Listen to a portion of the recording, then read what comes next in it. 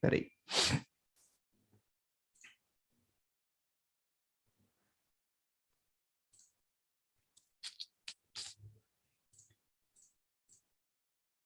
E aí, bom ou não, aqui é o Daniel Gontijo, eu sou professor de psicologia, doutor em neurociências. Este é mais um vídeo do quadro Testemunho Cético. Estou aqui hoje com o grande Roberto Francisco Daniel, é isso mesmo, né, Beto? Mas É eu vou te isso chamar de mesmo. Beto. Conhecido também como Padre Beto, para ele contar para a gente a sua trajetória na Igreja Católica, por que ele saiu dessa instituição, foi excomungado, então a gente vai entender os motivos aí, o que é que rolou para acontecer isso. E eu estou com uma pauta bem legal aqui, com algumas perguntas bem cabeludas para perguntar para o Beto. Por exemplo, como é a vida de um padre? Porque, essa pergunta eu já fiz aí, né? Você foi excomungado, quero muito saber essa sua história. Se a igreja reprime a sexualidade, a igreja é omissa a respeito de causas sociais. Acho que você fez um comentário assim uma vez numa entrevista que você deu também. Cura gay, o que que você pensa a respeito disso? Por que que ocorrem alguns escândalos aí na Igreja Católica e como que a Igreja tem lidado com essas tretas? Também, por que que os padres não se casam? Por que que mulher não pode ser sacerdotisa na Igreja Católica? Eu tenho muita curiosidade sobre isso. A gente vai falar um pouquinho também sobre Papa Francisco e sobre outras visões suas a respeito da Igreja Católica, como está a sua vida hoje. Eu acho que vai ser um papo muito legal. Muito obrigado, Beto, por ter aceitado esse convite. Estou super animado para esse bate-papo nosso hoje. Muito obrigado, Daniel, pelo convite. Eu que agradeço, viu, pelo espaço. Quero mandar um abraço não só a você, mas a todos os internautas que te acompanham no seu canal. E eu estou muito satisfeito de estar aqui e eu não tenho tabu em responder pergunta alguma, tá bom? Legal, então você que está assistindo a gente ao vivão aqui agora, pode mandar um superchat, é uma forma de contribuir com o canal e de ouvir a sua mensagem aparecendo aqui nesse chat que já está bem movimentado. Roberto, me dá só um minutinho, eu esqueci de um detalhe, eu vou agradecer aos novos membros do canal aqui, que é um combinado que eu tenho com eles, né? A Heloísa Pires, Iveson Aguiar, Tânia Mara, Joaquim Barbosa, Sara Pitbull e Oswaldo Bertolini. Obrigado por apoiarem meu trabalho de divulgação científica e reflexões críticas sobre religião e pseudociências. Considere se tornar membro também, tem um botão aí embaixo. Deixei aqui livros que têm a ver com esse tema, inclusive o livro do Padre Beto, que é o Verdades Proibidas, não é isso, Beto? Isso, esse é um deles. Esse eu lancei no ano Ah, da minha excomunhão. Não é? Mas o certo. último meu que eu recomendo, eu acho que Uhum. ficou redondinho. Aliás, eu recomendo dois: Coragem para Pensar Diferente e Jesus e a Sexualidade. Caraca, Jesus e a sexualidade, hein? Vai ter pergunta sobre isso agora também. Eu vou deixar os links deles depois da live, então, que esses eu não tinha colocado aqui ainda, tá? Vou adicionar. E você que está assistindo aí, já se inscreva no canal, ative o sininho, curta aí, que é uma forma de contribuir com o canal, e super agradeço. Beto, conta pra gente então, como foi o seu processo de se tornar padre? Quando que despertou essa ideia em você? E se foi difícil esse movimento de entrar para o sacerdócio? Conta um pouquinho para a gente a sua história nesse aspecto. Bom, eu venho de um lar católico. Não é? Inicialmente, quer dizer, antes de eu me ver como gente, meu pai era da Umbanda e do Candomblé, e minha mãe era uma mulher de uma família católica, católica tradicional. Foi uma união que não era para ser, tá? Na verdade. Uma família espírita, umbandista, e ela de uma família católica tradicional. Mas os dois acabaram se casando, se apaixonaram e se casaram. E eu nunca perguntei isso para meu pai, mas ele acabou se convertendo para o catolicismo. E meu pai sempre foi uma liderança, seja na Umbanda e depois no catolicismo, quando ele se converte, ele se torna uma liderança. Então, quando eu me vi por gente, eu estava dentro de uma igreja católica. E meus pais, muito atuantes, né, no catolicismo, e eu comecei a crescer também nesse meio.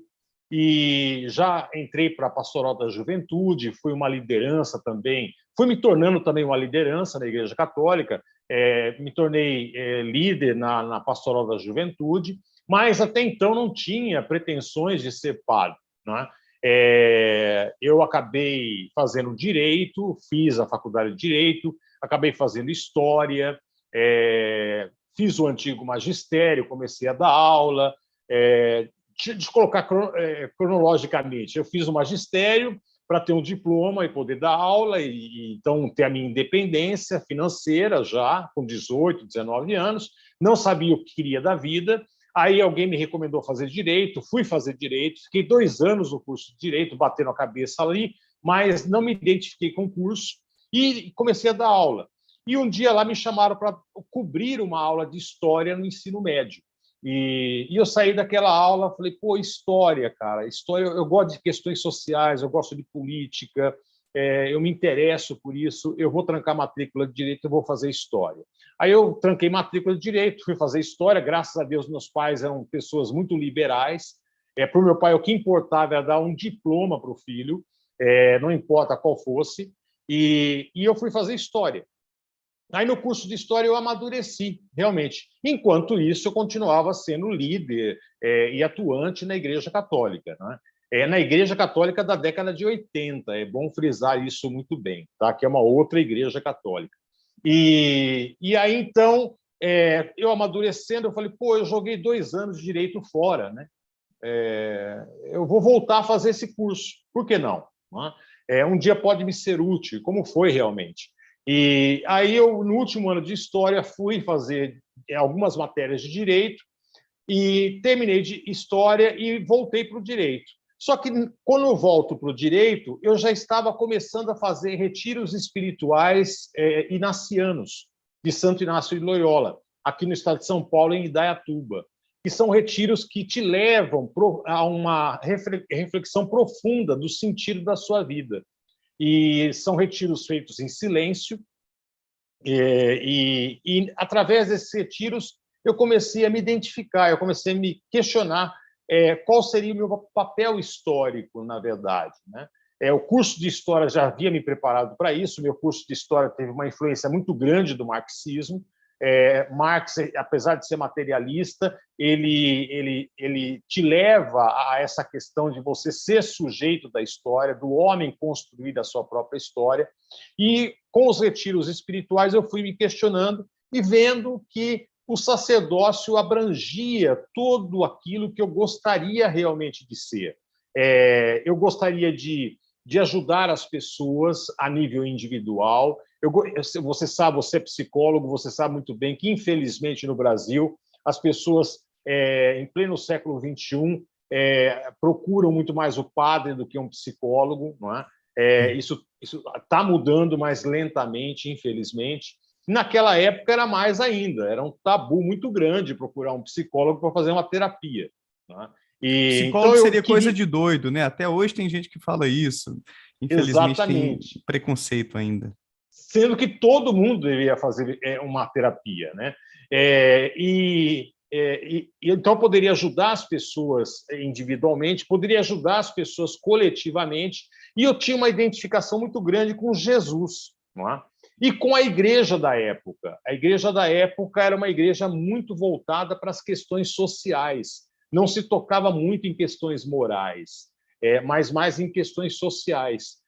Então, nós tínhamos grandes nomes na Igreja Católica. Nós tínhamos Dom Helder Câmara, nós tínhamos Dom Pedro Casaldáliga, nós tínhamos Dom Mauro Morelli, nós tínhamos Dom Paulo Evaristo Arnes, Dom Luciano Mendes de Almeida, aí de Minas Gerais, não é? Enfim, nós tínhamos grandes nomes e nomes muito envolvidos em questões sociais. E a CNBB tinha uma força muito grande. Quando a CNBB se reunia e depois tinha um pronunciamento público, o Brasil parava, porque ela ia tocar em pontos que tinham a ver realmente com a vida da sociedade, não é? E eu me identifiquei muito com essa igreja. E aí, então, eu resolvi ser padre. Eu cheguei em casa, não tinha terminado direito ainda, e eu falei para meus pais, olha, o meu lance não é nem ser professor, nem ser profissional do direito, mas o meu lance é ser padre mesmo, não é? E meus pais, como eu já te disse para vocês, eram muito liberais, mas eles tinham limites, né? E aí minha mãe falou assim, bom, tudo bem, se você quiser ir para o seminário, você vai. Aí eu tinha uns 27 anos, você vai, mas eu quero que você termine a faculdade de Direito. Você não sai para o seminário sem terminar a faculdade de Direito. Aí eu prometi para ela e terminei realmente a faculdade de Direito e fui, então, ser padre, entrei para o seminário da Diocese de Bauru. Certo. E como era a vida como padre? Fala um pouquinho para a gente do dia a dia, só porque eu acho que quase ninguém deve imaginar como é o dia a dia, que hora que acorda, o que que faz.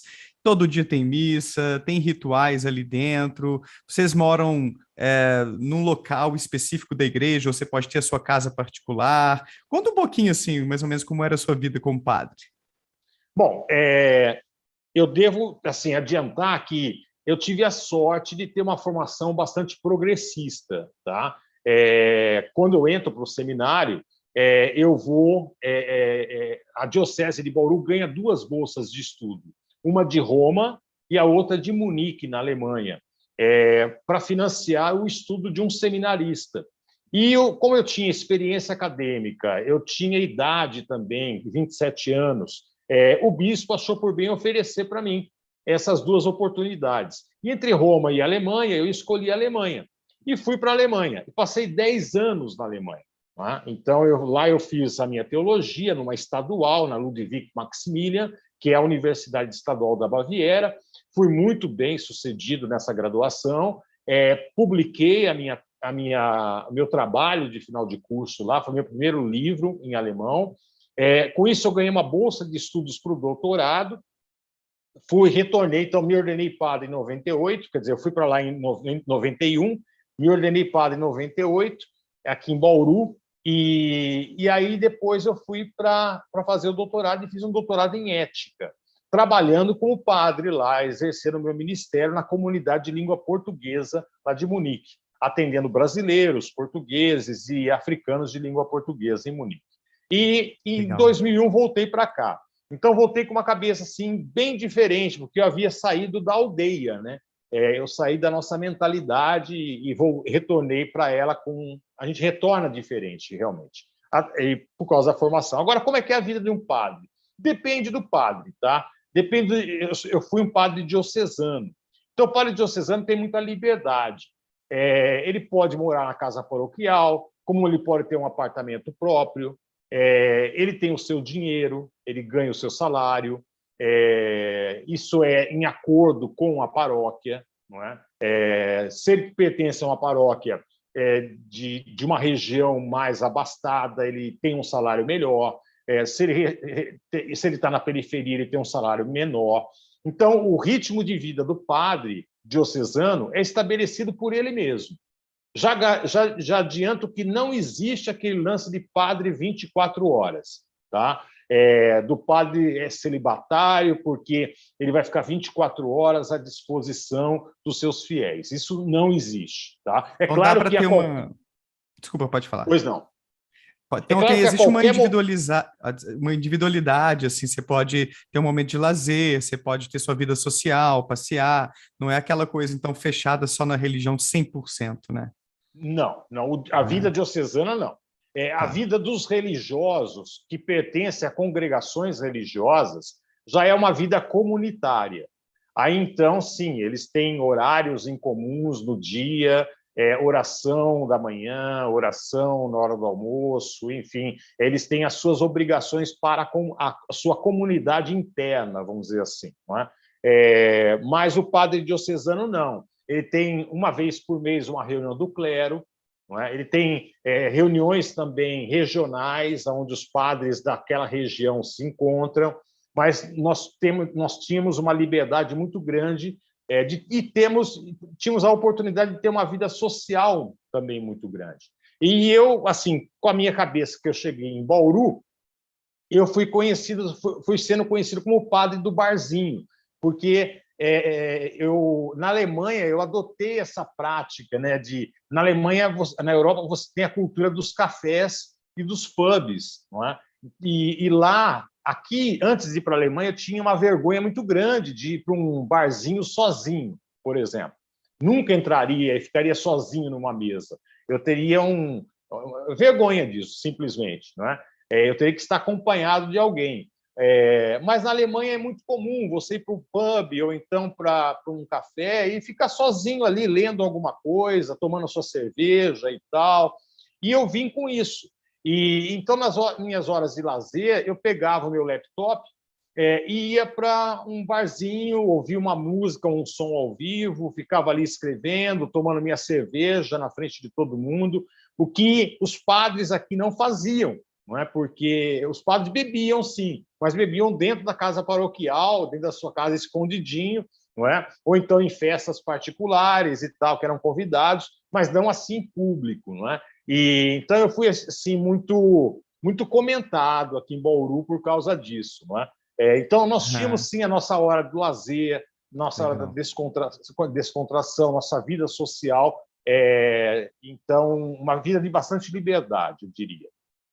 Legal. Apesar dessa liberdade, uma das coisas que chamam a atenção quando a gente pensa no sacerdote da Igreja Católica é a sua impossibilidade de se casar, de constituir família. Beto, o que que você pensa sobre isso? Ou o que que é a justificativa teológica da Igreja Católica a respeito disso? E aí, deixa eu emendar mais uma questão. E também o impedimento de mulheres de assumirem o sacerdócio. Por quê, assim? Tem uma justificativa boa teológica para isso? Para os dois casos, não tem justificativa boa nenhuma. Tá? Para o primeiro caso do celibato, porque, teologicamente, Jesus não casou, não é? E os discípulos largaram suas famílias para seguirem Jesus. Não é? E aqui não tem fundamento. Primeiro, que nós não sabemos se Jesus teve relações. Não é? Nós temos que colocar Jesus numa sociedade, na sociedade dele, é uma sociedade poligâmica, não é uma sociedade monogâmica. Então, José se casou realmente com Maria, Maria não foi a sua única esposa. Não é? Então, os homens podiam se casar com quantas mulheres eles pudessem sustentar. E fato é que Jesus realmente não teve um casamento oficial, porque se ele tivesse, isso seria para ele um plus. Não é? E um homem não casado, ele era visto como rabino, não é? Um homem não casado era um pouco mal visto na época. Mas nós não sabemos se ele teve relações companheiras ou companheiros. Nós não sabemos a sexualidade de Jesus. De um lado, você tem Maria Madalena, por exemplo, que é uma figura muito marcante, vai se tornar uma das grandes lideranças da comunidade, das primeiras comunidades. Né? Do outro lado, você tem no Evangelho de João o discípulo muito querido, né? Que era o mais jovem. Por que um discípulo muito querido de Jesus? Não é? Por que essa ênfase tanto? Não é? Então, nós não sabemos se Jesus teve relacionamentos. Não é? E o fundamento do celibato ele vai por aí, mas, na verdade, o fundamento real é econômico, é puramente econômico. O padre, quer dizer, a igreja vai adotar a obrigação do celibato para todos os padres por uma questão de bens, de salário. Então, se o padre tem uma família, naturalmente, ele vai ter que ganhar mais. Se ele tem filhos, se ele tiver bens, esses bens não vão ser devolvidos para a igreja, mas os filhos terão direito a esses bens também. Não é? Então, por uma questão econômica, a igreja resolveu, então, adotar essa norma do celibato e tentou fundamentar no suposto celibato de Jesus, não é? E no suposto celibato dos discípulos. Os discípulos, na verdade, não largaram as suas famílias. Isso é um modo de dizer. Não é? Seria cruel da parte de Jesus exigir que seus discípulos largassem suas famílias e deixassem suas mulheres à mercê. Quer dizer, as mulheres naquela época não podiam, dependiam totalmente do homem, totalmente. Então, eles se tornaram discípulos de Jesus, sim, mas sempre estando acompanhados de suas mulheres. Não é? Então, não existiu o celibato no início da igreja cristã. Isso vai ser instituído 1000 anos depois de Jesus Cristo, com o Concílio de Trento. Tá? E, em relação às mulheres, a mesma fundamentação é histórica, não é uma fundamentação teológica, é a fundamentação de que Jesus foi homem. Então, o padre representa na celebração eucarística a figura de Jesus Cristo. né? Então, já que ele representa a figura de Jesus Cristo foi homem, então o padre tem que ser homem. Ora, é uma fundamentação histórica e muito limitada, né? Muito limitada, porque se eu posso abstrair, Jesus não foi careca, não tinha cabeça raspada, não é? Não, Jesus tinha barba, Jesus não era branco que nem eu, era muito moreno, por sinal, quase que negro. E se eu posso abstrair, não é? De que o Beto é branco, careca, fala português e ali está representando a figura de Jesus, é claro que uma mulher poderia estar tranquilamente celebrando ou presidindo a celebração e eu abstrair que ela está ali na figura de Jesus Cristo. Não é? Então, e é claro que o verbo se fez carne, se eu acredito nisso exatamente, ele não podia se fazer carne feminina, né? Naquela época, porque a mulher não tinha voz nem vez, era o homem. Não é? Então, ele teve que se limitar ao contexto da sua época, não é? E se fazer homem. Não é? Talvez numa outra época, se ele viesse hoje, eu coloco como suposição que nós acreditemos nisso, tá? Se ele viesse hoje, hoje talvez ele seria uma mulher, né? E até uma mulher lésbica, eu diria, não é? E negra, né? Então, eu acho que como Jesus veio aparecer na periferia do mundo, não é? Ele não apareceu em Roma, não é? Ele veio aparecer na periferia do mundo e como pobre também, não é? Hoje ele estaria do lado dos marginalizados também, não é? Então, eu acho que essa fundamentação de que Jesus é homem, então o padre tem que ser homem, a mulher não pode se ordenar, é muito fraca, é muito sem fundamento. Legal. Uma questão que às vezes intriga também, eu vi até que no chat que subiu uma pergunta do tipo e o próprio YouTube não liberou para ser visualizada por quem está assistindo, né? Que tem um teor um pouco mais picante, mas como você me disse em off, né? Nas nossas conversas lá no Zap, pode perguntar qualquer coisa. E eu acho que é uma questão interessante, porque a gente vê às vezes a igreja aparentemente reprimindo a sexualidade humana tendo assim uma forma de controle que vai além do que é.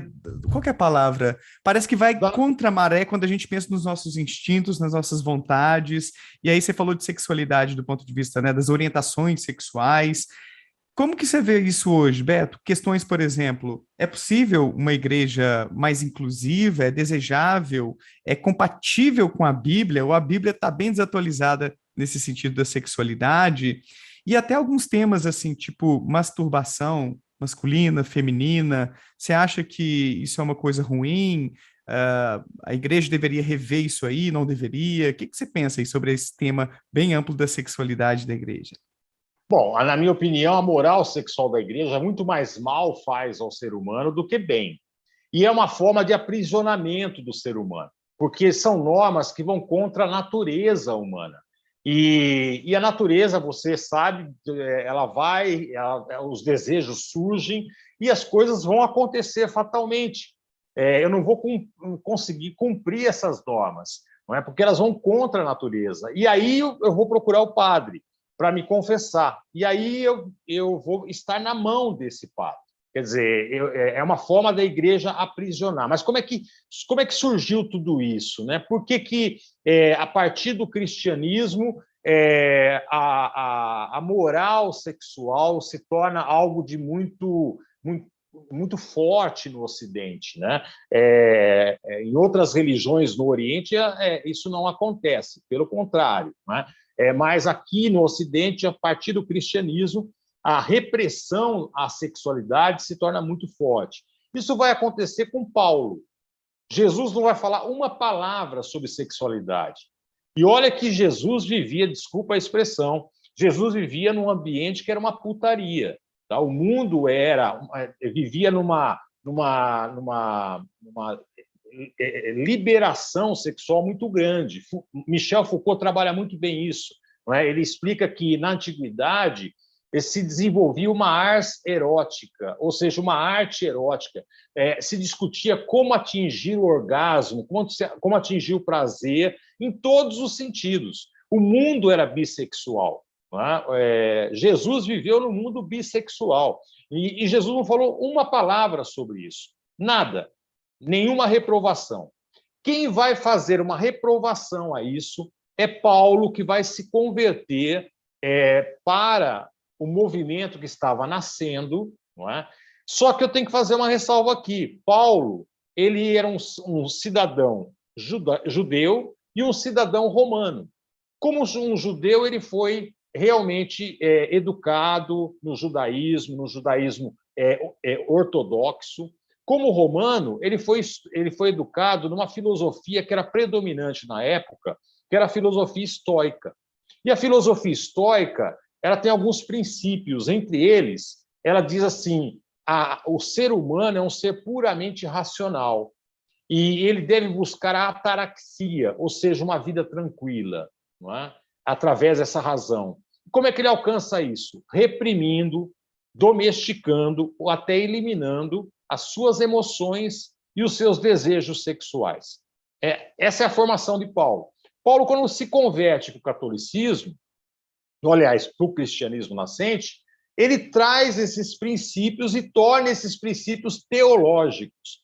Então, quando os estoicos falavam de razão, Paulo traduz razão teologicamente como espírito. Nós devemos viver segundo o espírito. Quando os estoicos falam em desejo sexual, Paulo traduz como carne, sarx, em grego, carne. Não é? Então, nós não devemos viver segundo a carne. E, a partir daí, então, Paulo vai desenvolver toda uma teologia que não é bem uma moral sexual, não é bem uma ética sexual, mas ele vai jogar princípios condenando tudo aquilo que é da carne, né, que é do mundo carnal. Né? Ele faz essa divisão. Ele é que vai fazer essa divisão entre mundo espiritual e mundo carnal. Mas essa você acha divisão... que ele fazia isso de forma planejada ou ele acreditava que estava sendo inspirado pelo Espírito Santo, por Deus? Eu acredito que ele vê na filosofia estoica uma inspiração divina, sim. Eu acredito que ele enxerga isso como vontade de Deus. Também tem um outro porém. Paulo acredita que Jesus já veio, ressuscitou, e, portanto, o mundo estaria no fim. Por isso que ele vai dizer claramente: não se casem. Tá? Não se casem. Somente se vocês não se aguentarem, porque para Paulo o sexo é só dentro do casamento. Não é? Aí sim vocês podem se casar. Mas não se casem. Por quê? Porque ele imagina que o mundo já está para acabar. O mundo já está no fim.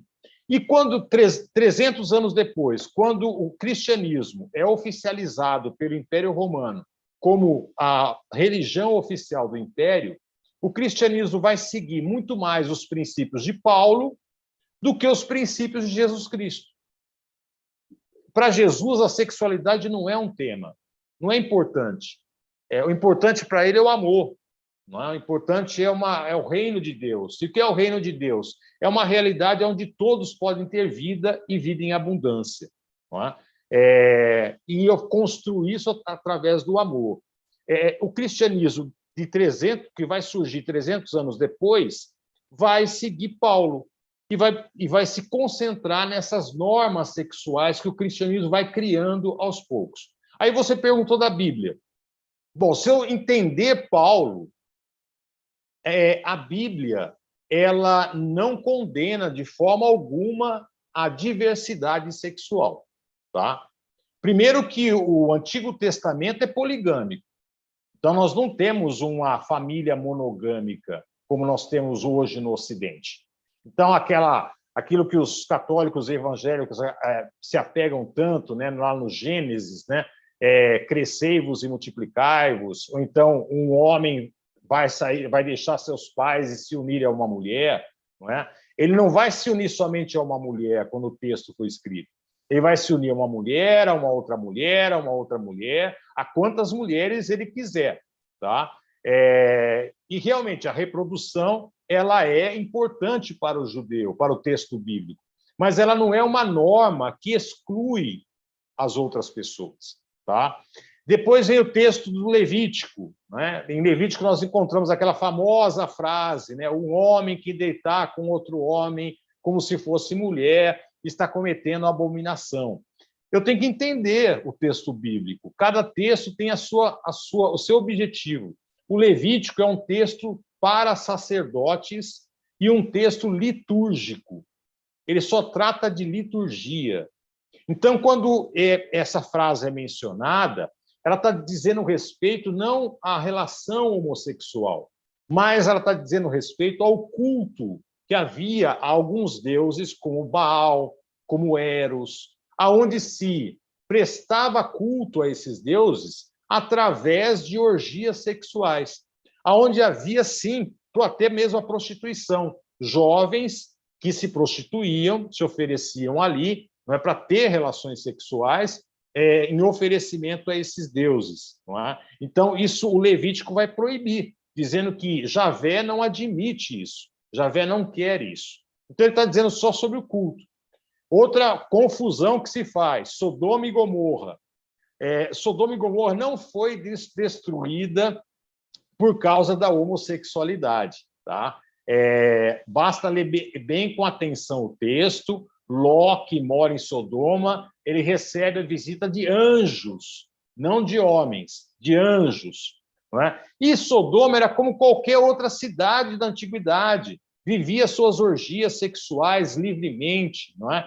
E aí, então, eles sabem que existem 2 hóspedes na casa de Ló e pressionam esses hóspedes a participar da orgia, que não era homossexual somente, mulheres participavam também.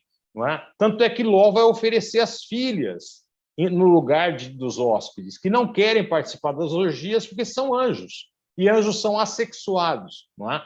E por isso que Sodoma vai ser castigada. Por quê? Não pela homossexualidade, mas pela falta de hospitalidade. O estrangeiro tinha que ser muito bem recebido no lugar. Essa era uma norma divina do Antigo Testamento.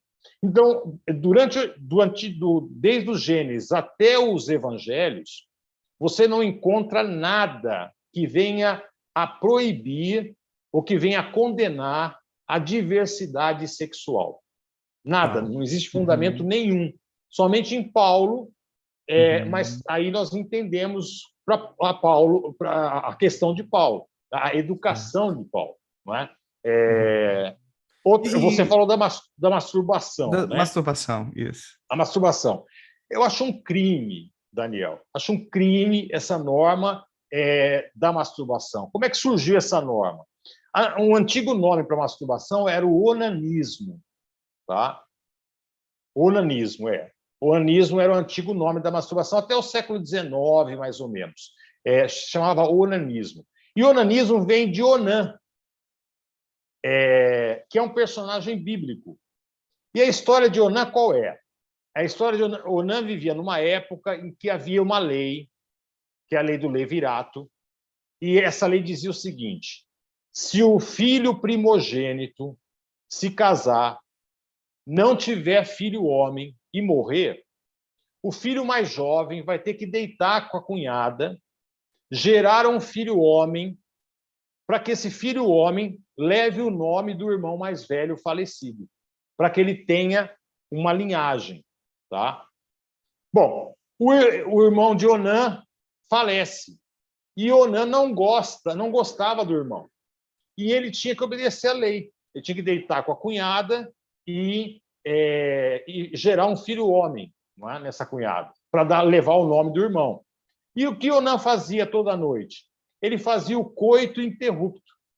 Então, ele transava com a cunhada, quando ele ia gozar, ele retirava o pênis e gozava no chão.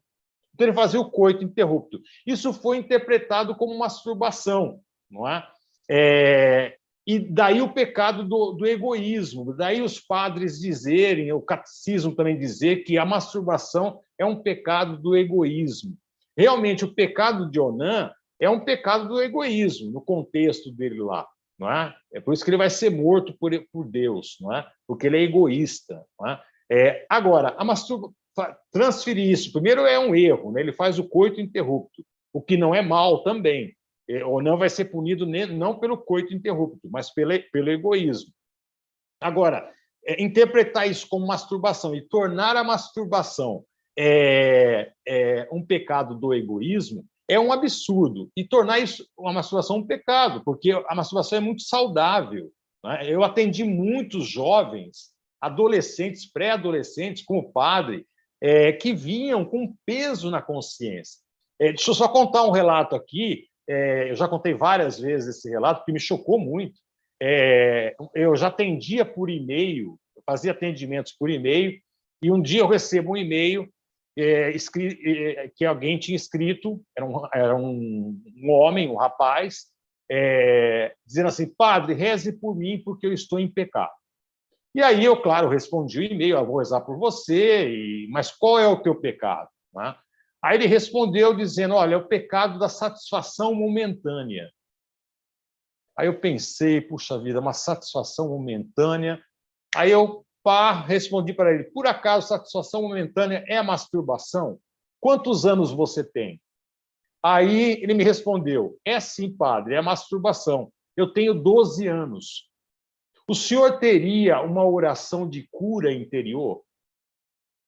Olha que loucura, Daniel. O jovem que deveria estar descobrindo a sua sexualidade de uma forma prazerosa, gostosa, não é? Ele estava se sentindo doente, culpado e doente espiritualmente, o que é um absurdo. A masturbação ela é saudável em qualquer idade, não é? Desde os pré-adolescentes até os idosos, para as mulheres, para os homens. A masturbação é muito boa, né? Para os jovens, não só para a descoberta de si, as meninas descobrindo os pontos onde elas têm prazer, né? O homem, até mesmo para se preparar, para ter um controle da sua ejaculação e mais tarde ter um ótimo desempenho sexual, não é? Para os solteiros, nós sabemos que 72% dos cânceres de próstata no homem é por inatividade sexual. Então, É mesmo. essa é a estatística, pelo menos de um tempo atrás, né? Eu não tenho assim, a atual, né? Mas é mais ou menos por aí. Então, a inatividade sexual é muito ruim para o homem, não é? Então, a igreja criar essas normas, ela comete um crime, não é? Fazendo de um ato que deve ser um ato gostoso e saudável, e que não é um ato contra Deus, é um pecado. Né? Isso é um grande absurdo. Né? Interessante, Beto. Estou aprendendo muito com você aqui hoje. De vez em quando eu converso já conversei com pastores aqui, já conversei com historiadores do cristianismo que trazem assim essas visões culturais lá da antiguidade para a gente entender um pouquinho a origem das coisas. E você tem trazido boas complementações aqui, muitas novidades para o canal. Estou super feliz com isso. E o chat aqui, pela velocidade das mensagens estão subindo, ó, tá curtindo também. São mais de 600 pessoas já assistindo a gente aqui agora. Galerinha boa. Beto, sem sair ainda desse grande tema da sexualidade, mas adentrando um ponto um pouco mais controverso, polêmico, essa visão um pouco mais liberal acerca da sexualidade é compartilhada por boa parte dos padres, mesmo que de forma velada, porque não é qualquer padre que vai chegar e trazer essa mensagem reflexiva e mais liberal para a sua comunidade, né? Convenhamos. Mas você, quando esteve dentro da instituição, percebia isso em seus pares, que eles também tinham uma visão um pouco mais liberal assim, mas se continham, talvez por causa da hierarquia, o que vem de cima, né? Que deve haver um controle ali sobre o que o padre fala, o que ele ensina, ou não? O pessoal, em geral, os padres têm essa visão um pouco mais ortodoxa, fundamentalista, que isso é pecado, masturbação, sexo. O que você percebia lá dentro a respeito disso? Até porque eu já entrevistei aqui um ex-seminarista, que é o Luciano, e comentou que ele percebia que a maioria dos seus colegas seminaristas era homossexual e que tinham atividades ali entre eles, né? Então fica parecendo um pouco de hipocrisia também. Sou um pouco como uma hipocrisia. O que você pensa sobre isso? A sexualidade dos padres e o que eles pensam a respeito desse assunto? Bom, eu digo sempre que eu fui assim uma vítima de um estelionato, tá? Por quê? Porque até na década de 80 nós tínhamos uma igreja no Brasil. Quando eu retorno da Alemanha, eu encontrei uma outra igreja, completamente diferente. Então, você tem gerações diferentes. Tá? Então, os padres mais velhos da década de 80, mesmo os mais velhos de 90, eles têm mais ou menos essa visão que eu tenho. Tá?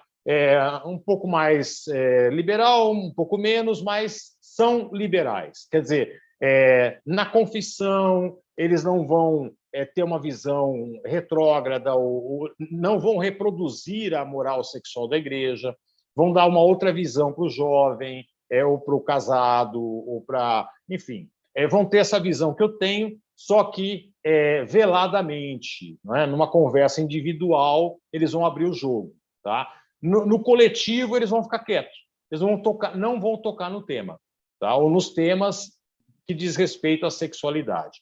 Só que começou a acontecer um movimento muito forte, pelo menos aqui no Brasil, apesar que também é geral no mundo. Eu recomendo um livro que é muito interessante, que se chama No Armário do Vaticano.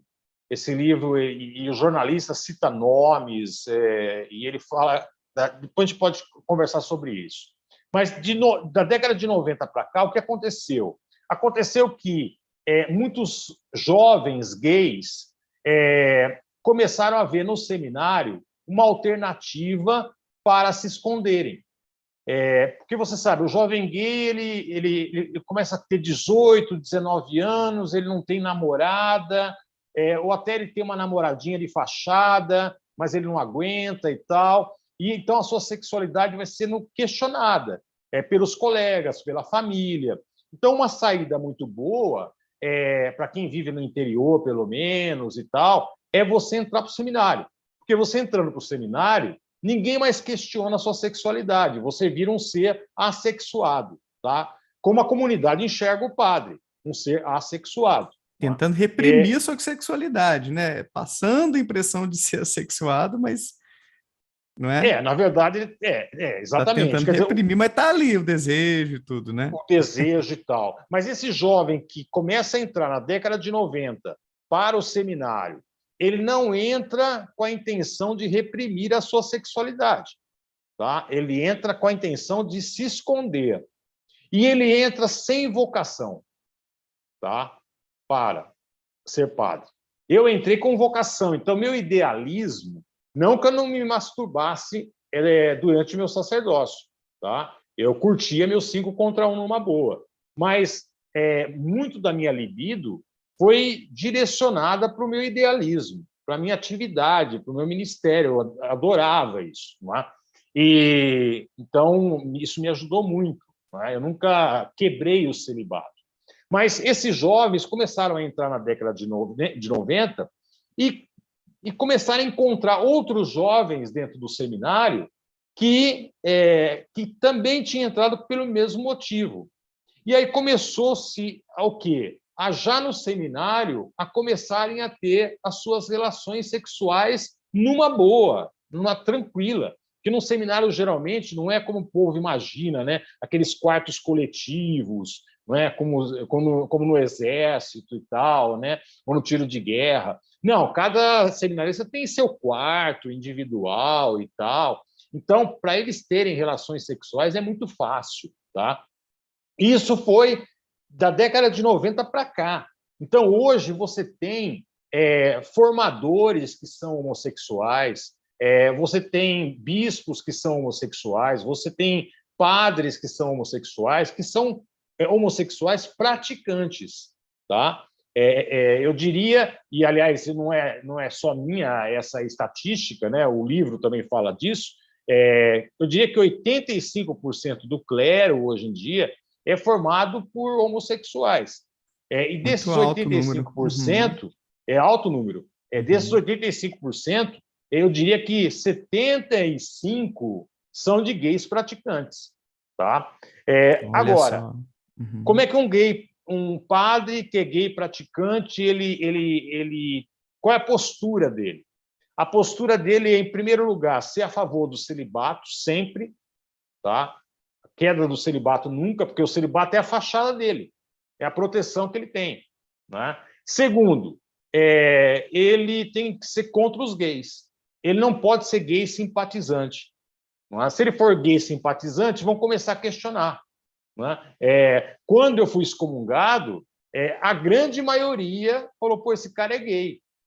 Não é? Então, ele foi a favor dos gays. Não é? Ele falou que a igreja não pode tratar os gays dessa forma, então ele é gay também. Não é? Mas você não é Agora, gay, né? olha, assim, depois eu conto essa parte. Tá. Mas na época Porque eu não me sentia. eu ouvi uma entrevista sua e entendi que você não era gay, mas qualquer coisa, se você sentir a vontade para falar um pouquinho, né, dessa parte, tudo bem. Não, eu não Depois tenho. Eu sou tranquilo em relação a isso, tá? Tá, tá. Mas se ele for a favor dos gays, ele vai ser questionado em relação a isso, não é? Então ele tem que ser homofóbico, ele tem que seguir à risca essa regra da igreja. E como ele não tem vocação, ele vai buscar o quê? Ele vai se apegar à estética, ao poder. Não é? Então, hoje os padres se vestem muito com renda, com pompa, e buscam o quê? Buscam o poder, buscam ser bispo, e aí o bispo que é gay praticante vai nomear bispos ou seu vigário geral, aquele que ele sabe que é gay praticante também. Então, eles vão seguindo vão subindo na hierarquia. Esse livro que eu mencionei aqui, No Armário do Vaticano, ele prova por A mais B que, enquanto no mundo 5% formado de gays ou do grupo LGBTQIA+, 95% é por héteros. No Vaticano é o contrário. 95% são gays e 5% são héteros. E ele vai citando nomes, tá? De cardeais, de papas, que têm um discurso homofóbico, que tem essas características que eu acabei de citar agora. Então, Aham. hoje você tem um quadro muito triste dentro da igreja, que é meio que esquizofrênico. Né? Você tem uma grande maioria de gays, grande parte desses gays vivem a sua sexualidade, meio que neurótico ou não, tá? Meio que problemático ou não, né? E Ficam tem um problemático, discurso. assim, alguns que se sentem culpados, não conseguem resistir e tudo, e outros que estão de bem com a vida, tipo, E tem sossegados com exatamente, Deus e teologicamente justificados, talvez, a viver. Aham, exatamente. aham. Então há esse mix aí. Ô, Beto, e por parte da instituição, só mais essa pergunta, depois a gente muda um pouquinho de tópico, e eu queria só dizer aqui, pessoal, houve dois superchats aqui, o Shaolin mandou uma pergunta e o Samuel, eu vou deixar para o final, viu, o Shaolin e Samuel, só para a gente não perder aqui o ritmo, senão, porque são perguntas que tocam em temas muito distantes, e aí no finalzinho eu pergunto para o Beto aqui, ele vai responder vocês, tá? Tô tirando prints aqui, todo mundo que mandar superchat, no finalzinho eu mando as perguntas aqui para o Beto.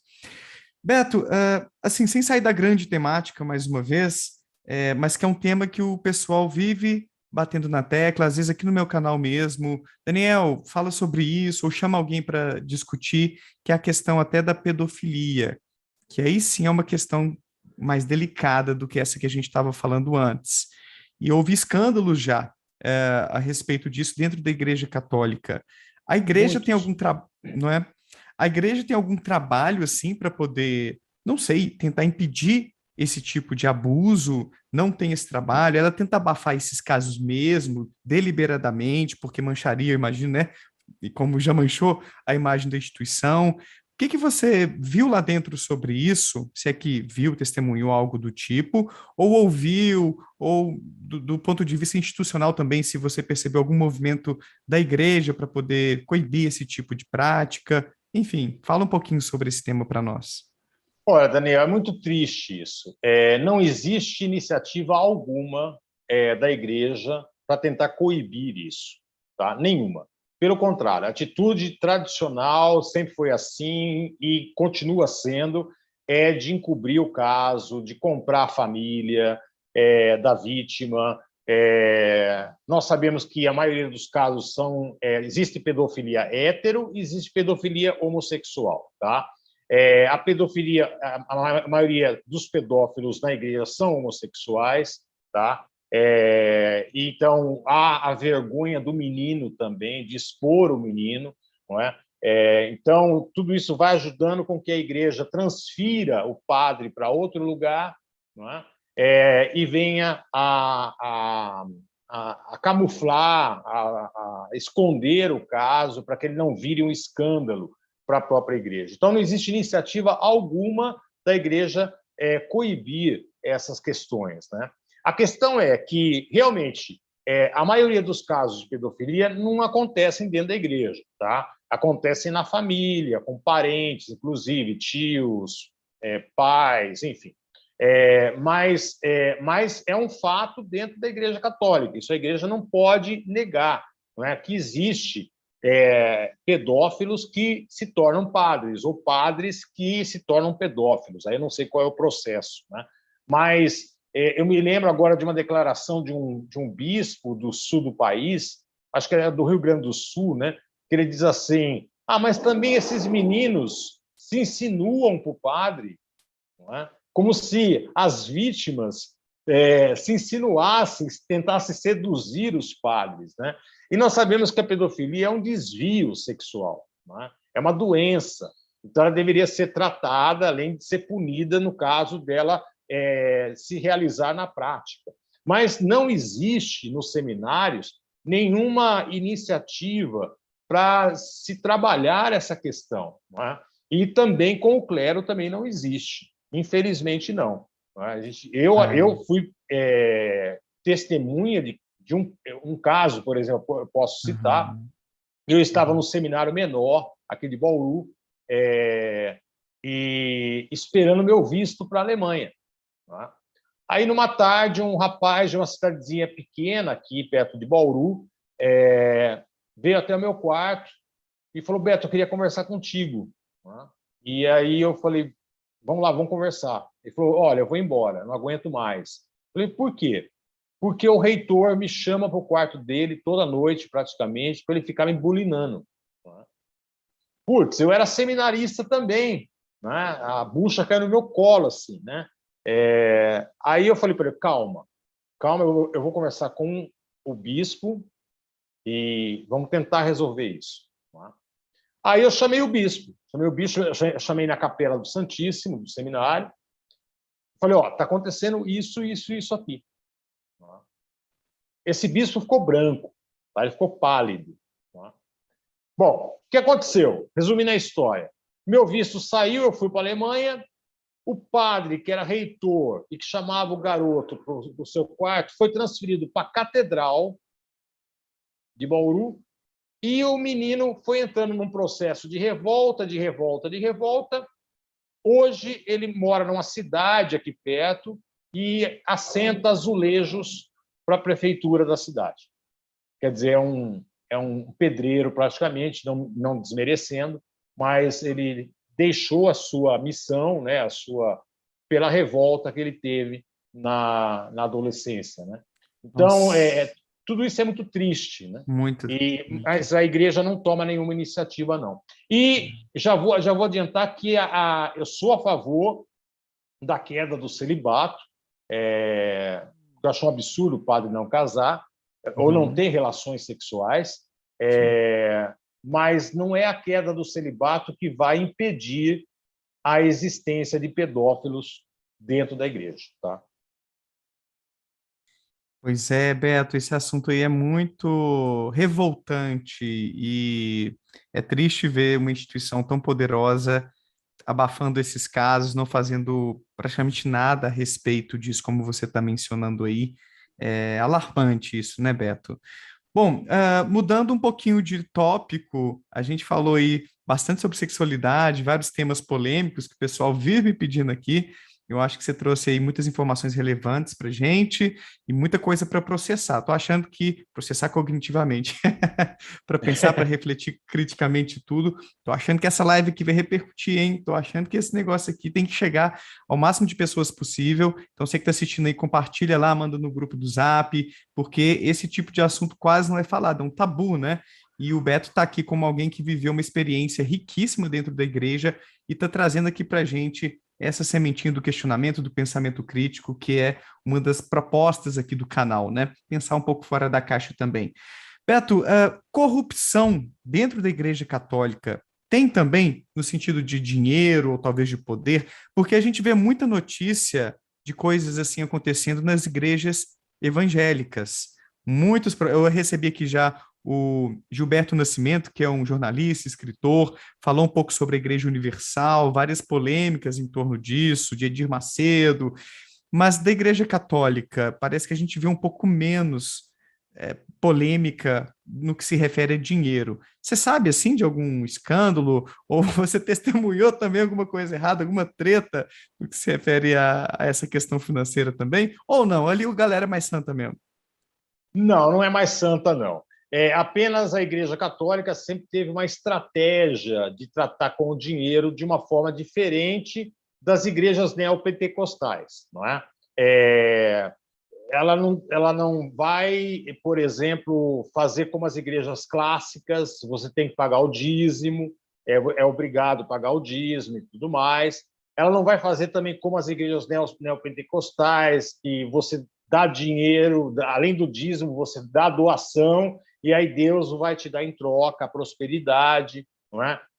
Enfim, mas de uma forma velada, a igreja vai incentivar, sim, as pessoas a darem o seu dízimo, tá? Não tão forçosamente como as igrejas protestantes clássicas, e com o crescimento da renovação carismática, de outros movimentos neopentecostais, você vai ter também essa questão de você prosperar, não é?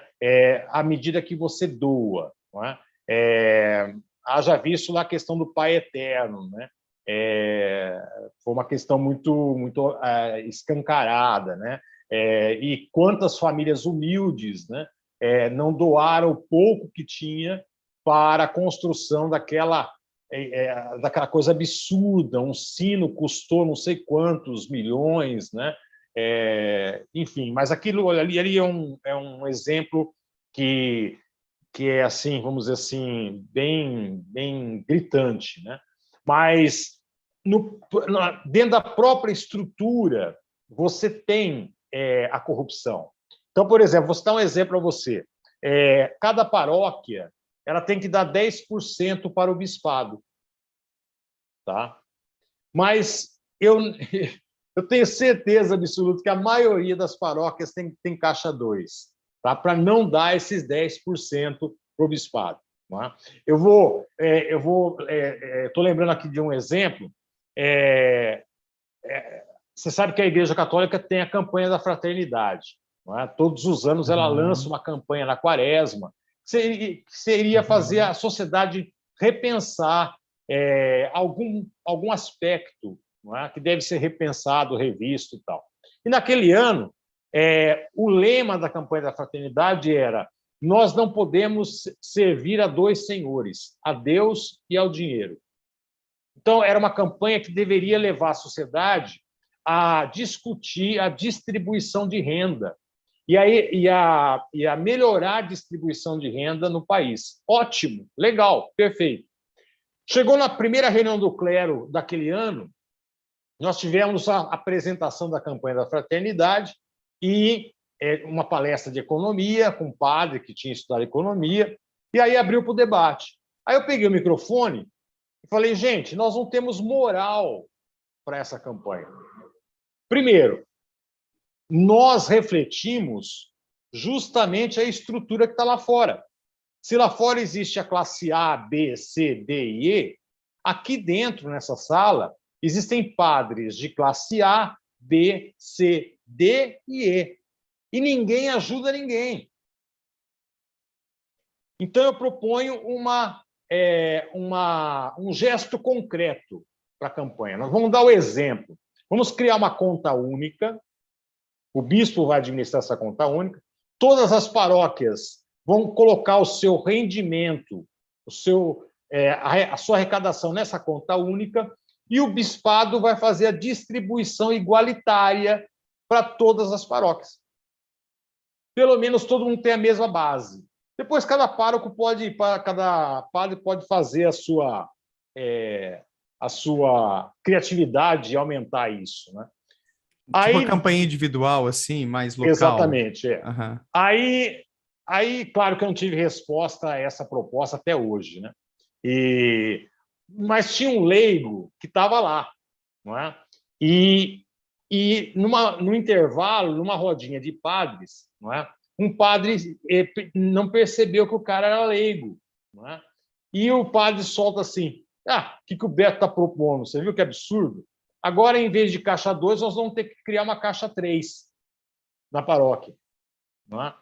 Então, Eita. essa questão de corrupção tem muito dentro da Igreja Católica, porque faz parte também da nossa cultura, né? Vamos admitir. Não é? Agora, não dá para ser provado facilmente, mas a ligação do Vaticano com a máfia italiana, né? Que a máfia italiana tenha o seu dinheiro no banco do Vaticano, enfim, existe corrupção, existe. Beleza. Beto, no final das contas, o que que te fez sair ou ser saído da igreja, né? Você foi excomungado no final das contas, é isso mesmo? O que que você aprontou, Beto? Conta pra gente. Eu simplesmente fui franco, tá? Quando eu cheguei em Bauru, retornando da Alemanha, eu sempre fui um padre muito aberto ao diálogo. E as minhas homilias, homilia, para quem não sabe, é o sermão do padre na missa, tinha como objetivo não dar respostas, mas fazer as pessoas pensarem. E isso me fez um padre muito popular aqui em Bauru. Tá? Uma missa minha tinha 1.200 pessoas. Não porque eu falava em línguas, ou porque eu cantava, eu era padre cantor, nada disso. Simplesmente porque eu preparava muito bem a homilia e fazia o pessoal se questionar. Não é? Então, isso era novo. Não é?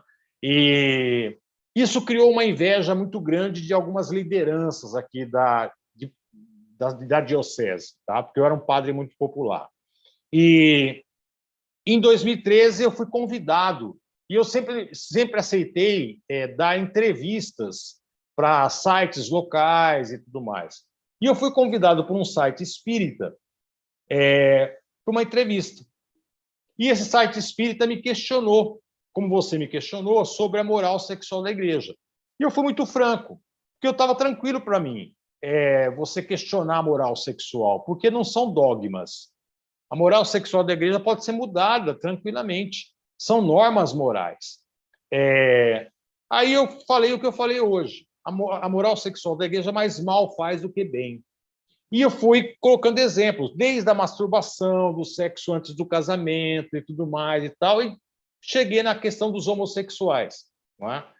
Só que em 2013, essa questão dos homossexuais estava sendo muito debatida. O mundo estava discutindo o casamento homoafetivo e o Brasil estava com o Marco Feliciano no Congresso com a cura gay. Então, o debate estava aí. E, de repente, um padre do interior do estado de São Paulo diz que a igreja não pode tratar os gays dessa forma. Não é? E aí eu suspeito que alguns colegas meus tenham jogado essa entrevista para grupos ultraconservadores da Igreja Católica, e aí meu bispo se viu pressionado, me chamou, isso foi em abril de 2013, falou, ou você pede perdão em público, ou eu vou aplicar o direito canônico. E eu já fui bem franco com ele, falei, olha, eu não posso pedir perdão em público, porque esse perdão vai ser falso. Eu vou ir contra a minha consciência. É isso que eu penso realmente. Não é? Aí ele me deu uma semana para pensar, só que ele já foi para a mídia local, a TV Tem, que é a afiliada da Globo aqui em Bauru, e aí Bauru já começou a discutir. Né? Aí a imprensa nacional já começou, que tem representantes aqui em Bauru, já começou a ficar de olho na questão. Não é? Ele vai pedir perdão, não vai pedir perdão e tal. Aí eu pensei muito bem, falei, bom, já que eu não tenho liberdade de expressão e de reflexão na minha igreja, na minha própria instituição, o que eu tinha na década de 80, o que eu tinha na Alemanha, o que eu tinha no início aqui no Brasil, agora não tenho mais, então eu vou sair, eu vou pedir afastamento. Aí eu chamei a imprensa e anunciei. Bom, na segunda-feira, que foi o final do prazo, a gente se reuniu numa segunda-feira, ele me deu uma semana de prazo, eu fui até a Cúria Diocesana apresentar a carta de afastamento. Aí ele me recebeu muito bem, o bispo da época, e aí eu fui conduzido para uma sala, e aí foi cena de filme, Daniel. Ele abriu a porta da sala, tinha uma mesa comprida com 5 padres do Conselho de Presbítero e um estranho, muito bem vestido clericalmente, na ponta da mesa, e uma cadeira vazia. Aí eu fui conduzido para a cadeira vazia e o bispo se retirou. E esse senhor começou a abrir uma sessão. Não é? Hoje nós conhecemos esse senhor, é um tal de Tiago Venceslau, um padre canonista, que inclusive foi preso depois, anos depois, num desfalque que estava acontecendo, você falou de corrupção, né? Lembra aquele caso do bispo, acho que de Goiânia, que estava com 3 padres desviando dinheiro da diocese para comprar fazenda, casa Caraca. lotérica e tudo mais. Esse Uhum. padre está envolvido e a Polícia Tava no Federal prendeu esse esquema. padre. Estava no Uhum. esquema. Eita. E aí ele começou a abrir a sessão e tal. Eu achei tudo aquilo muito estranho.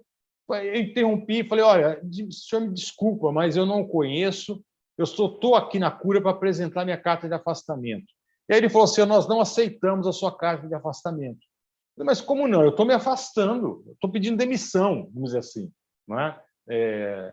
Ele falou: o senhor não entendeu, nós iremos excomungá-lo. Quando ele falou nós iremos excomungá-lo, a excomunhão é uma sentença e ela só é dada por um tribunal eclesiástico. Aí eu levantei, eu falei: eu estou sentado na cadeira dos réus? Ele falou: o senhor está sentado na cadeira dos réus. Aí eu levantei e falei: então eu me recuso. Primeiro, não fui intimado. Segundo, não tem advogado de defesa.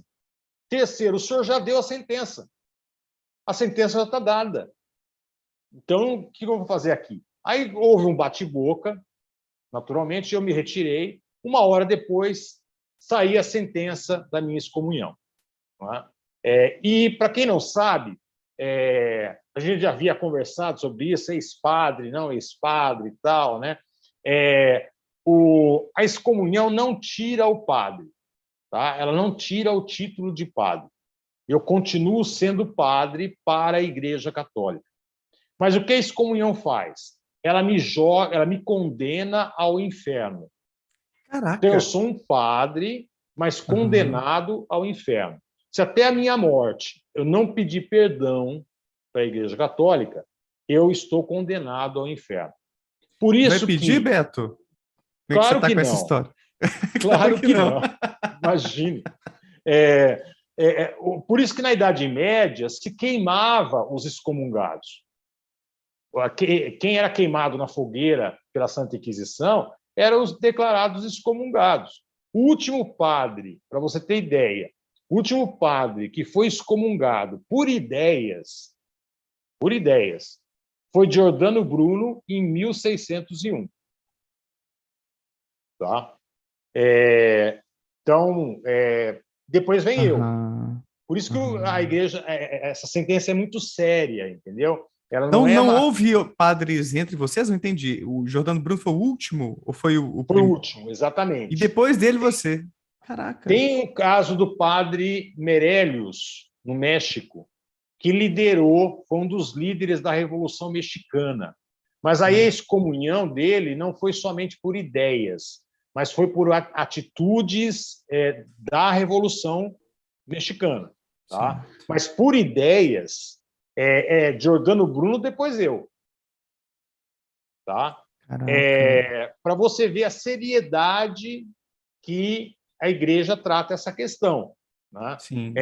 Para você ter Sim. uma ideia, se falecer um amigo meu, e ele é católico, vai ter a missa de 7º dia dele. Se eu for à missa de 7º dia dele, e sentar no banco para participar, né, e o padre estiver celebrando e perceber a minha presença, ele é obrigado a parar a missa, pedir que eu me retire, e só depois ele pode continuar a executar o ministério sagrado. Porque, caso contrário, eu estou profanando ali o ato sagrado. Entendeu? Então, é muito sério. Muito sério isso, Beto. Eu sabia um pouquinho só a casquinha da sua história e fiquei impressionado agora que você foi condenado ao inferno, então só se arrepender que tem volta, né? Mas pelo jeito aí você não vai se arrepender. Apareceu a pergunta aqui no chat se você é ateu hoje em dia, se você, ou não, você é cristão, mas desigrejado, como as pessoas falam. Qual que é a sua visão hoje sobre esse assunto, assim, em termos de crer, não crer, denominação? Bom, eu continuei meu ministério depois de excomungado, tá? Eu tinha uma lista enorme de casamentos para fazer, não é? E a excomunhão veio assim, pum, não é? E eu tinha muitos casamentos, uma lista enorme. Eu era muito querido para casamentos também. E aí eu fui desmarcando. E aí alguns casais falaram: não, nós desmarcamos com a igreja, mas fazemos questão da sua presença. Aí eu explicar, mas não vai ser um casamento católico, hein? Não, não tem importância, vem em nome de Deus.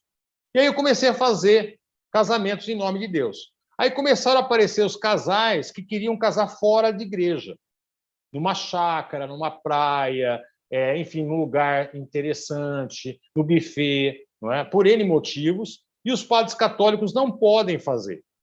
E eles não queriam trazer um pastor. E aí começaram a me convidar. E aí chegaram os excluídos, né? Os divorciados e os LGBTQIA+. Não é? E aí eu comecei a fazer também casamentos divorciados e casamentos homoafetivos. Aí eu vi que eu tinha uma missão. A missão de pregar Jesus Cristo, sim, e pregar o amor que ele pregou. E ser, assim, uma figura de contestação mesmo.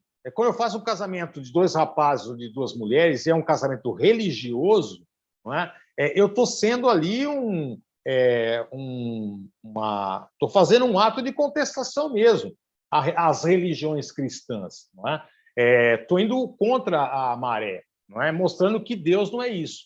Então, qual é a minha crença hoje? Claro que para isso eu tive que criar uma igreja, que é a Humanidade Livre, que eu criei basicamente para poder continuar a exercer meu ministério, tá? Não é Existe hoje em para... dia, então, ainda? Tem a sua igreja? Existe, existe. Aham. Para que eu tenha um respaldo, né? Porque senão vem bala por aí, né? Vem processo por aí. Então, eu tenho esse respaldo. Então, qual é a minha crença hoje? Eu não me sinto mais católico, tá? Não celebraria mais missa, por exemplo.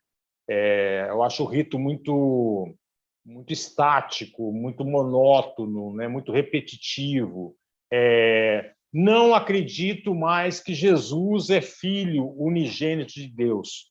Isso eu já tinha como base na minha teologia, tá? A teologia mostra muito claramente que houve uma construção, um endeusamento de Jesus nos próprios evangelhos, tá? Então eu tenho a visão que Jesus foi um cínico. Está muito próximo do cinismo. O cinismo era um movimento filosófico na época. Deixa aí para os internautas pesquisarem o que é a corrente filosófica do cinismo, tá?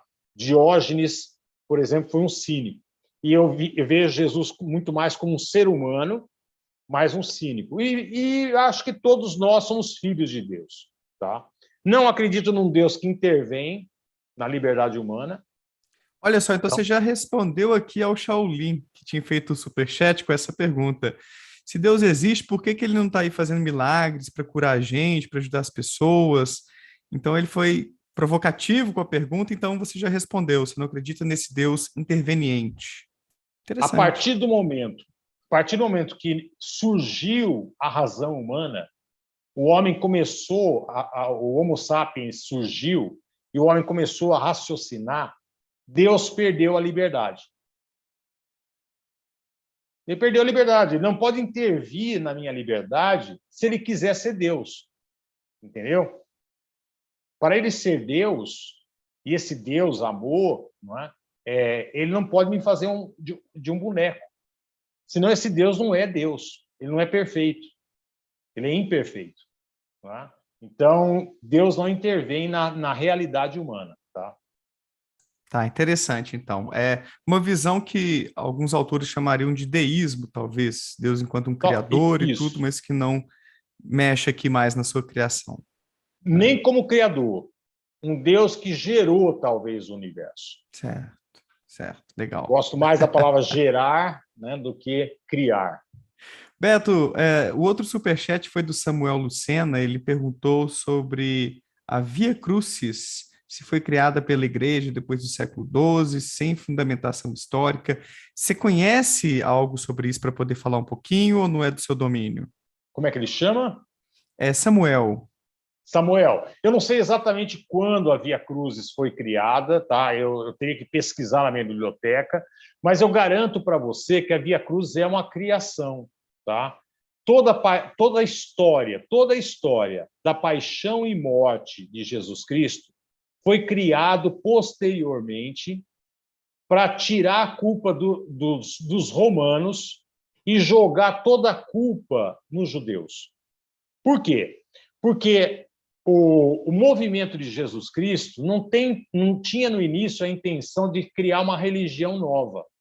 Não, eram judeus, como Jesus foi judeu, que acreditavam que esse Jesus que foi crucificado pelos romanos era o Messias que tinha vindo. Só que no judaísmo, o Messias não podia ser morto pelos romanos. O Messias era um líder político esperado, que iria tornar a nação judaica uma grande nação judaica perante o mundo. E Jesus foi crucificado e morto.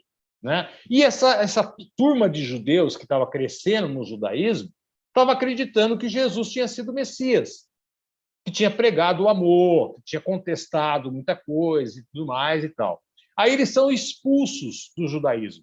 Então, esse grupo que não queria criar nenhuma religião, queriam continuar sendo judeus, eles sofrem um traumatismo, um trauma. Eles são expulsos da sua própria religião. E aí eles se veem frente ao Império Romano. Então, a questão era converter os romanos para essa crença em Jesus. Não é? Mas como é que eu convenço um romano se Roma, o imperador romano, é que manda matar Jesus? Historicamente falando, Jesus foi morto a mando de Pôncio Pilatos, mas em nome de César. Então, quem mata Jesus são os romanos, tá? É o imperador romano. Só que o imperador romano era um deus para o romano. Como é que o meu Deus manda matar o seu Deus? Então, o seu Deus está errado, não é? Então, essa história tinha que ser reinventada, tá? Então, aí começa a se criar uma paixão e morte de Cristo que vai desde a criação de Judas Iscariotes, né? Judas lembra o quê? Judeu. Primeiro que era um nome muito comum dos judeus, e Judas lembra judeu. Né? Desde aí do traidor, até todos os acontecimentos, você tem muitas contradições ali. Né? E aquela figura de Pôncio Pilatos, né? Que é uma figura fraca. Imagina, era a figura mais forte que existia ali na região. Ele tem o exército romano atrás de si. Você acha que Pôncio Pilatos vai ficar naquela coisa de negociar com a turba judaica? Né? Tudo aquilo ali é uma criação para dizer assim, ó, nós romanos lavamos as mãos, né? E não temos culpa dessa morte. Não é? Quem é culpado são os judeus. Tá? E, então, nessa versão, quem crucificou Jesus foram os judeus. Então, toda aquela encenação que acontece no Brasil e no mundo, né? Tudo aquilo ali foi uma criação, foi inventado. E Jesus também não foi enterrado num túmulo virgem. Tá? O corpo de Jesus, com certeza, ele apodreceu na cruz, os seus restos foram caindo e foram comidos por cães. Que era esse o fim sobre isso. de um corpo de um crucificado. Aí você me pergunta, mas você não acredita na ressurreição? Eu acredito. Eu acredito sim. Na hora da morte. Agora, não é uma ressurreição que esse corpo aqui, que está envelhecendo, não é? Meu corpo está envelhecendo, estou com 56 anos, eu já não tenho mais aquele corpo de 20, né?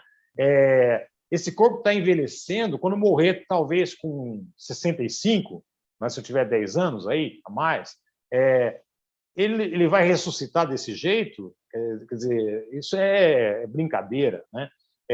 Na verdade, a ressurreição é quando o espírito sai do corpo. Não é? O que acontece com todos. Não é? É isso que aconteceu com Jesus. Não é? Então, a ressurreição dele acontece na cruz. Tá? Eu daria uma aula aqui com detalhes, tá? Mas eu sei que nós não temos tempo. A gente já está aqui 10h30 da noite, com 1h20 de live. A bateria do celular deve estar acabando aí também, né, não? Eu não dá para ver, rapaz, mas Ah, então tá, mas tranquilo. assim, tá Meu ótimo o celular aguenta papo tranquilo. e são quase 900 pessoas já, Beto. O pessoal tá curtindo demais essa fala. Eu também tô super aprendendo, eu adoro esse tema, mas a gente está realmente caminhando para o finalzinho aqui da nossa pauta. E eu quero te fazer uma pergunta sobre o futuro da igreja e sobre o Papa Francisco. Mas antes dos reclames do Plim Plim, tô brincando. Mas antes eu quero fazer uma pergunta que eu costumo fazer para quem vem aqui dar o seu testemunho cético, como a gente chama por aqui, que é se você vê algumas coisas boas na Igreja Católica, porque a ideia aqui não é só a gente, entre aspas, bater na instituição religiosa e falar que ela só tem coisa ruim, que é também a gente fazer uma ponderação. Eu gosto, assim, de, poxa, pode ter alguma coisa boa na religião também. Eu não estou aqui como alguém que é contra a religião, contra a fé das pessoas, nem nada disso. Estou aqui para trazer pessoas que alimentem esse pensamento crítico para a gente ter uma visão diferente das coisas, fora do senso comum. Mas é importante a gente ver essa perspectiva mais positiva, se é que você tem, imagino que sim, que veja algumas coisas positivas na Igreja Católica. E se tiver, então, fala pra gente, o que que você vê de legal lá dentro, que ela faz para a sociedade ou para as pessoas, ou não tem também, né? Sinta-se livre aí. Seja sincera, Olha, claro. hoje, sinceramente, eu sou contra a religião. Tá? É Hoje eu mesmo? vejo, Ó, hoje eu vejo a religião muito mais como um mecanismo de poder sobre as pessoas, além de criar aquela mentalidade do rebanho, né? O respeito à autoridade de uma forma muito negativa, não é? Então, desde cedo vai se criando aquele vínculo, né? O padre é a vaca sagrada, é a autoridade, ele fala em nome de Deus, eu sou subserviente a ele, eu estou abaixo dele. Isso é reproduzido no campo político também, depois, mais tarde, quer dizer, o político é aquele intocável, ou então é o salvador da pátria que vai chegar e vai resolver tudo. Além dessa dimensão da religião, tem a dimensão de que a religião, como é a crítica de Marx, como é a crítica de outros filósofos, né? A religião acaba invertendo tudo, ela joga a realidade para o pós-morte. Não, aqui não é nossa casa, aqui nós estamos somente de passagem. E essa mentalidade é muito ruim. A minha casa é onde eu estou. E é aqui que eu tenho que consertar as coisas. Não é? A religião, infelizmente, não leva a isso. Não é? Então, eu vejo assim, muito mais coisas negativas do que positivas para a religião. Eu, como padre, e outros padres também, conseguiram fazer com que muitas pessoas pensassem, refletissem. Isso foi positivo? Foi. Tá? Mas foi com muito sacrifício que nós fizemos isso. Nós tivemos uma teologia muito legal, que foi a Teologia da Libertação. Foi. Recomendo o livro do Leonardo Boff, Igreja, Carisma e Poder. Lá o Boff coloca os modelos de igreja, não é? E até um modelo ideal de igreja. Não é?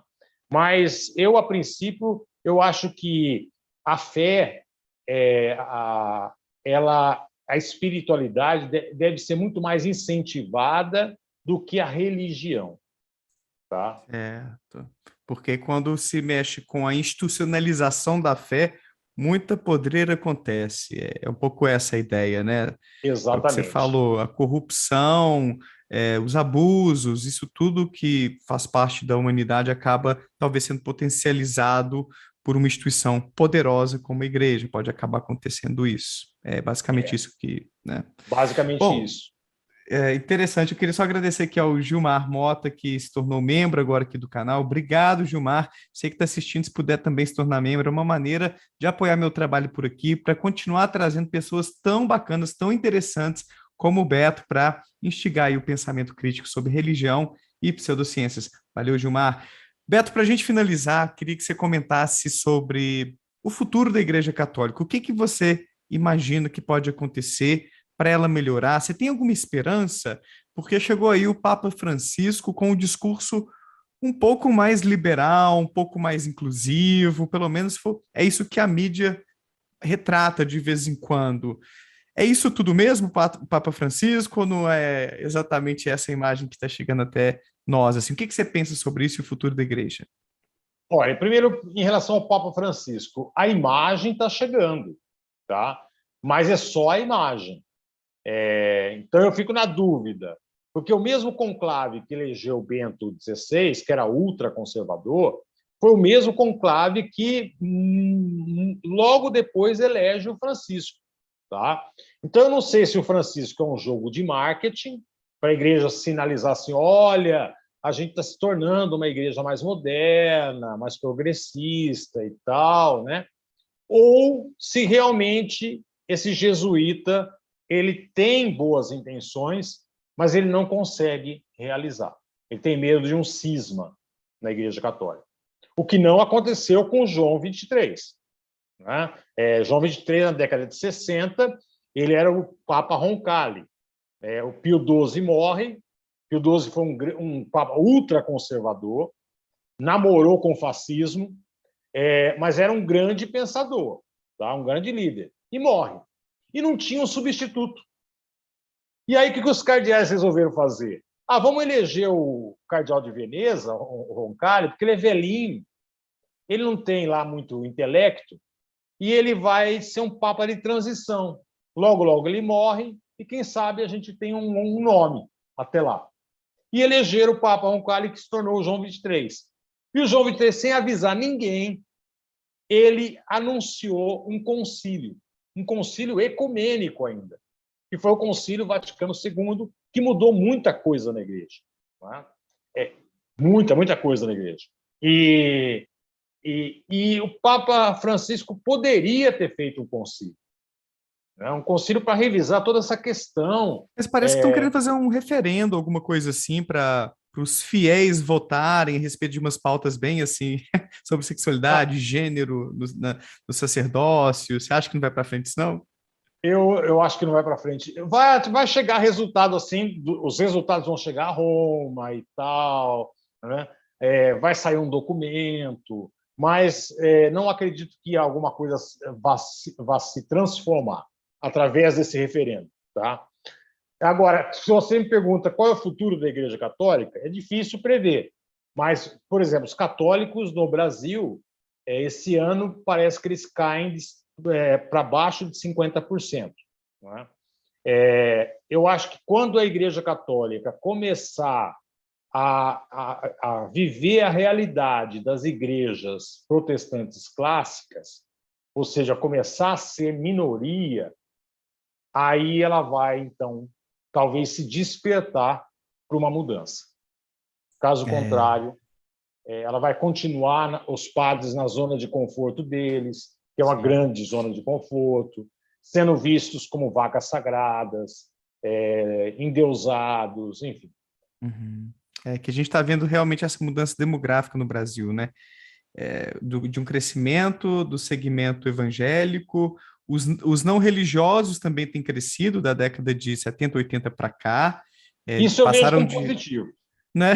Passaram de 0,8% para 8% no censo de 2010. Então é um salto bem grande também. E talvez isso aí dê uma chacoalhada aqui, né, na igreja. Vamos ver. Beto, queria te agradecer demais pela participação. Foi um prazer, uma honra te receber aqui. Sei que é um cara tão badalado, já foi entrevistado por tanta gente, apareceu em tantas reportagens por aí. Então, uma satisfação te receber e foi muito gostoso esse papo. Espero te ver novamente por aqui. Obrigado demais. Deixei aqui seu arroba, viu? Quem está assistindo aí, ó, o arroba aqui do Padre Beto lá no Instagram para acompanhar os conteúdos dele. Obrigado, Beto. Eu que agradeço. Eu tive, sim, grandes entrevistas, mas foi só fama, viu? As grandes entrevistas acontecem quando você pauta. Quando você deixa de ser pauta, ninguém mais te convida. Tá? Então, foi só porque eu era pauta, não porque eu tinha feito alguma coisa de espetacular, tá bom?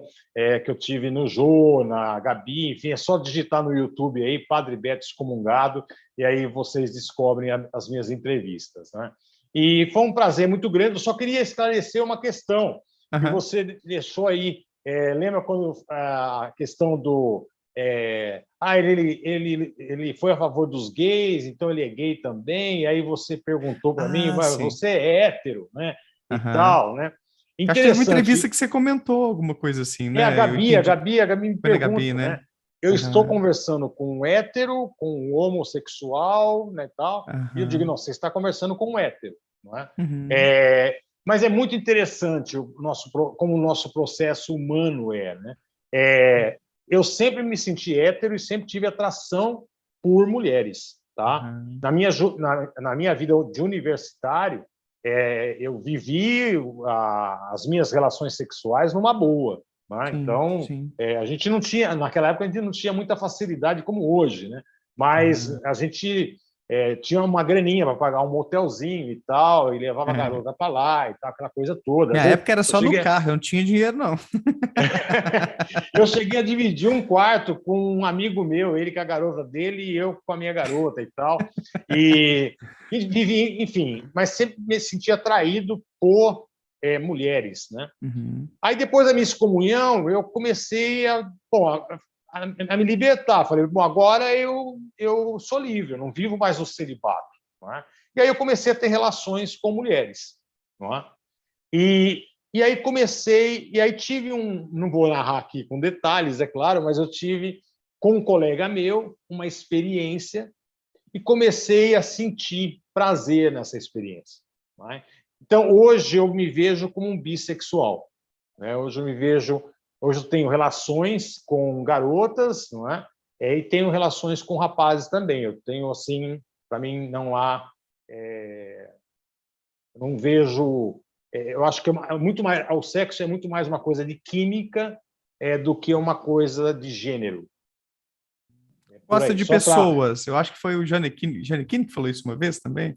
Gosto de pessoas, é, né? Homem, mulher, não, para mim exatamente. não interessa. E Legal, então. aí Aham, você entende a antiguidade. Na aham, antiguidade, os romanos, os gregos, né? Eles eram aham, todos bissexuais. Né?